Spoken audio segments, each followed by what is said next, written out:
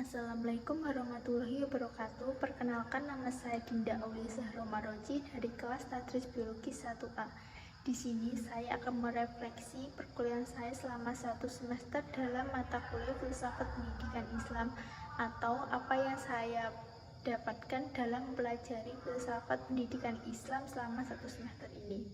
Selama 1 semester ini yang saya dapatkan dalam mempelajari Filsafat Pendidikan Islam adalah saya jadi dapat mengetahui cara mengaplikasikan ajaran agama Islam di bidang pendidikan yang sebelumnya belum saya ketahui sama sekali atau belum saya pelajari.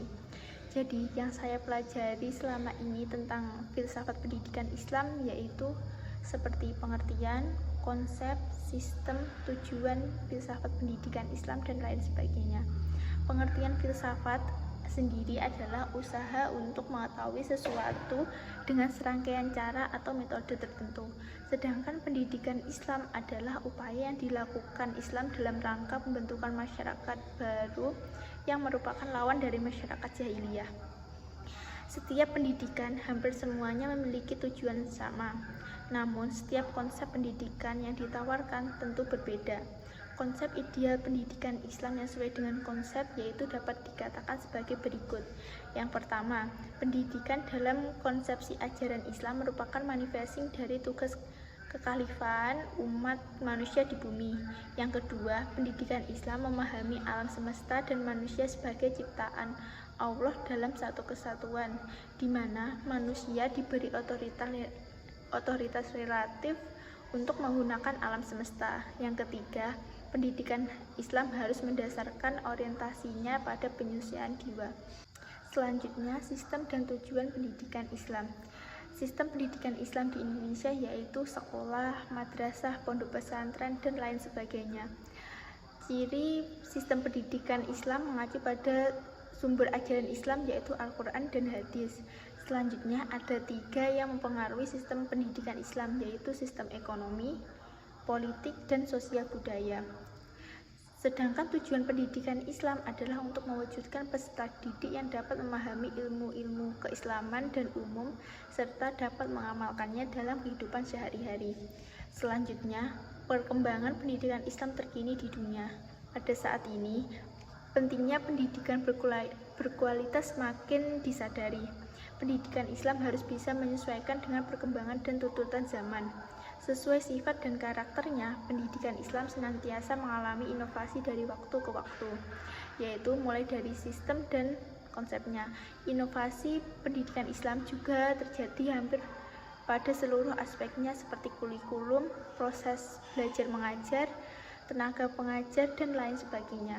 Kondisi pendidikan Islam terkini menghadapi berbagai kecenderungan yang amat besar. Di era globalisasi, keadaan dunia ditandai oleh 5 kecenderungan seperti berikut.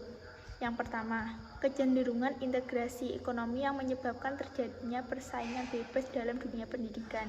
Yang kedua, kecenderungan fragmentasi yang menyebabkan terjadinya peningkatan tuntutan dan harapan masyarakat. Yang ketiga, kecenderungan penggunaan teknologi canggih, khususnya komunikasi dan informasi seperti komputer.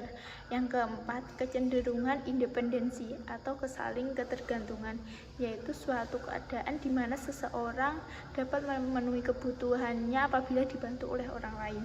Yang kelima, kecenderungan munculnya penjajah baru dalam bidang kebudayaan yang mengakibatkan terjadinya pola pikir masyarakat pengguna pendidikan, yaitu yang semula mereka belajar untuk meningkatkan kemampuannya berubah menjadi belajar untuk mendapatkan pekerjaan dan berpenghasilan yang besar. Dibandingkan dengan pendidikan barat, pendidikan Islam terlihat kurang maju, yaitu dikarenakan minimnya kurikulum dan kurangnya peran dalam pengembangan pendidikan menjadikan pendidikan Islam tertinggal dibandingkan dengan pendidikan barat yang gigih dalam menguasai ilmu pengetahuan.